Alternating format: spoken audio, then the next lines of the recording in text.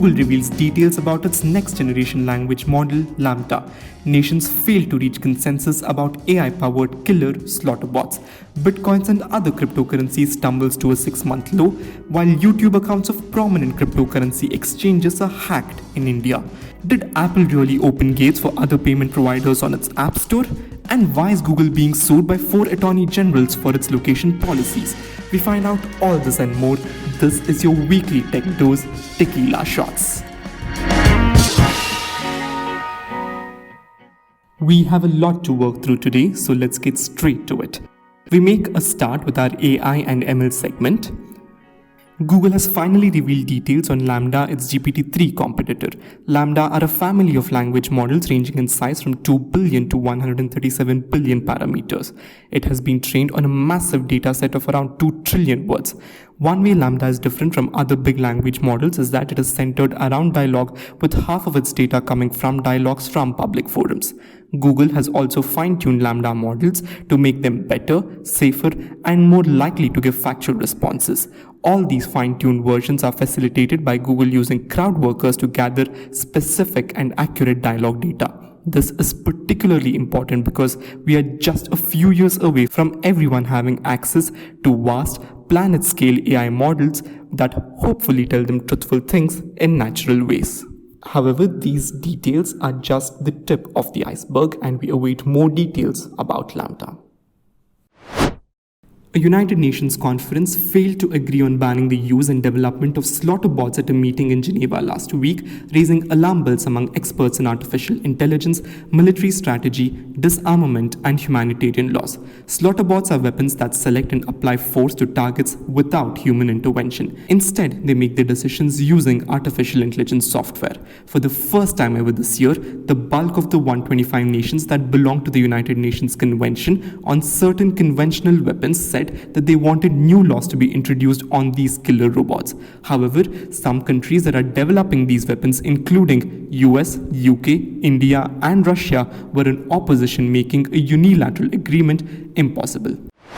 India is among the top 10 nations in the world in terms of technological advancements and funding in artificial intelligence, according to a study published by the Brookings Institution. While India is outside the top 10 in terms of commercial and research initiatives, it ranks 6th in terms of spending and investments on AI made by public governmental initiatives as well as private institutions and organizations. The study notes that besides having increasing adoption of new generation technology, India is well positioned from the funding standpoint, a factor that gives it leverage to quickly achieve faster innovations in AI technologies and overtake other nations that are leading AI achievements right now. The nations leading AI achievements ahead of India are the US, China, UK, France, Japan, and Germany.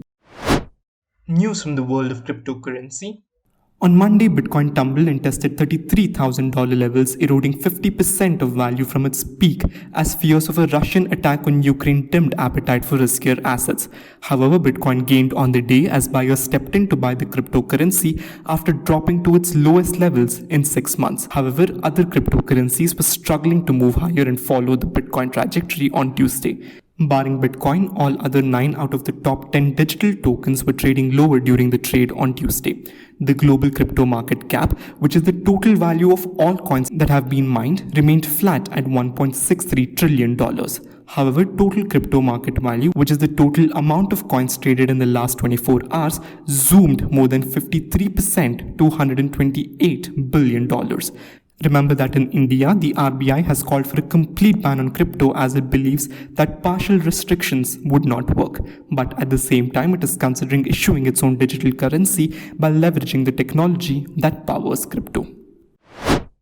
The YouTube accounts of Indian cryptocurrency exchanges, crypto native companies, and international influencers were compromised on Monday morning. The accounts hacked include YouTube channels of CoinDCX, CoinSwitch Kuber, VasarX, and UnoCoin. The breach was revealed when an unidentified hacker posted a video promoting a crypto scam called One World Cryptocurrency on their channels.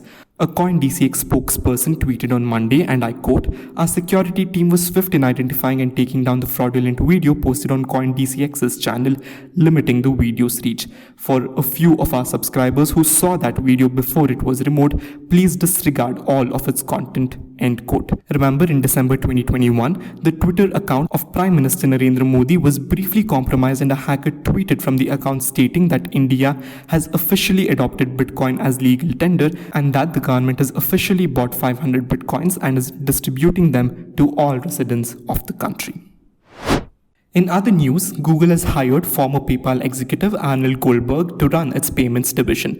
Goldberg's hire is a part of a broader strategy for the company to incorporate a wider range of financial services, including cryptocurrencies.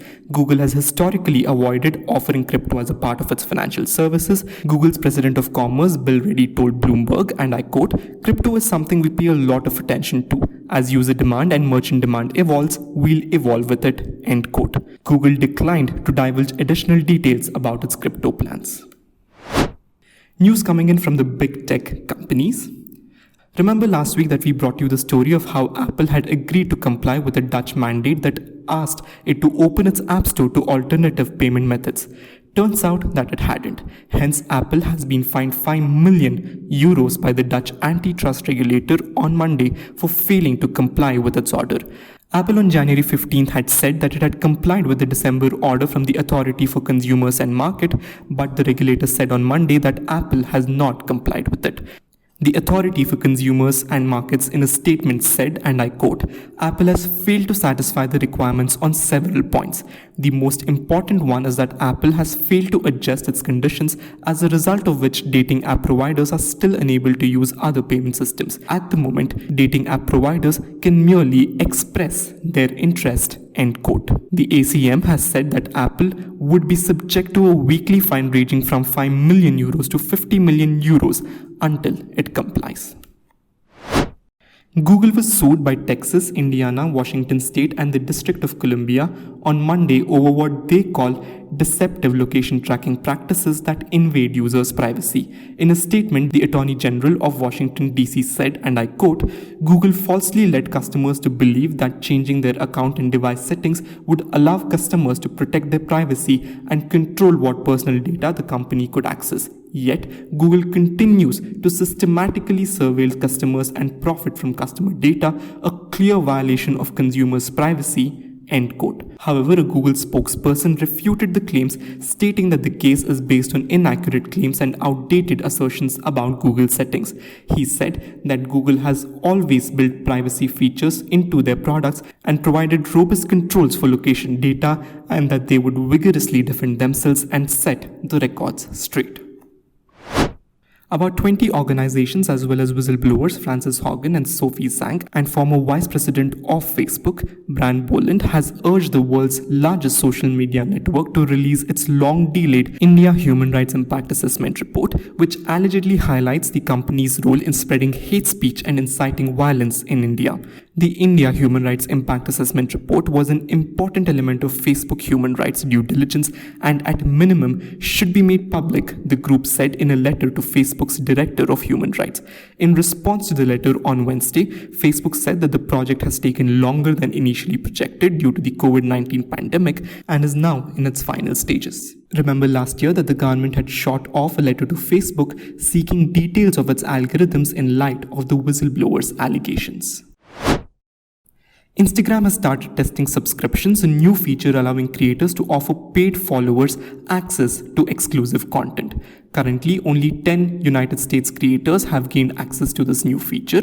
Followers will pay a monthly fee to access subscriber-only content from creators they follow. Subscription prices ranges from 99 cents per month to $99 per month. Instagram users who subscribe to a creator will have access to subscriber-only stories, live streams, and other exclusive content. Tata Digital Limited has floated a wholly owned subsidiary, Tata Payments Ltd, that will take over all payment-related assets of the Tata Group firm. The move is seen as a precursor to the conglomerate entering the digital payments business in a big way under the Tata Pay banner. Just few days ago, Tata Digital set up Tata Fintech, a financial services marketplace. Tata Digital will be rolling out the group's ambitious e-commerce platform through a super app which will integrate Tata Pay as a payment gateway for consumers to pay for any product or service. News from the gaming industry. IndiaTech, a group whose members include online gaming unicorns such as Dream 11 and Mobile Premier League, has urged the government to tax games of skill differently from games of chance. In a letter to the Finance Minister Nirmala Sitharaman ahead of the Union Budget, IndiaTech has proposed that the goods and services tax be levied only on the amount received by the platform for providing its services and not on the price pool kept for distribution among the players. To understand what this really means, let's say that there are 4 players who are playing poker and each of them have bet 100 rupees each. The winner of the game receives 380 rupees, while 20 rupees is charged by the platform as commission. So the question really is whether these online gaming platforms should pay the GST on the 20 rupees that it has received as commission or on the whole pool amount, which was 400 rupees. And IndiaTech wants the government to levy taxes only on that 20 rupees that it has received as commission. Remember that the online gaming industry boomed in India on the back of the COVID-19 pandemic and attracted significant investor capital. As of December, there are around 900 gaming startups in India.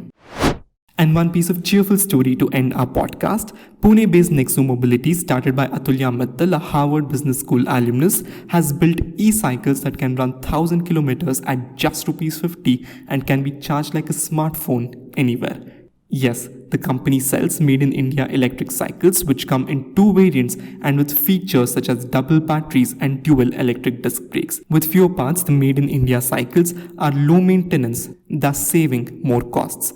On a charge of ₹50, the cycle can run up to 1,000 kilometers and more importantly, they can be charged anywhere using basic sockets just like your phones and laptops. These cycles are designed, engineered and manufactured in India, shaping the Indian electric mobility industry and pushing local manufacturing and development in India. A startup there trying to make a shift to more sustainable lifestyles.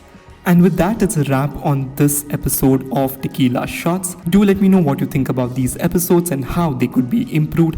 I'll see you next week. Until then, have your smarty pants on, stay safe, and goodbye.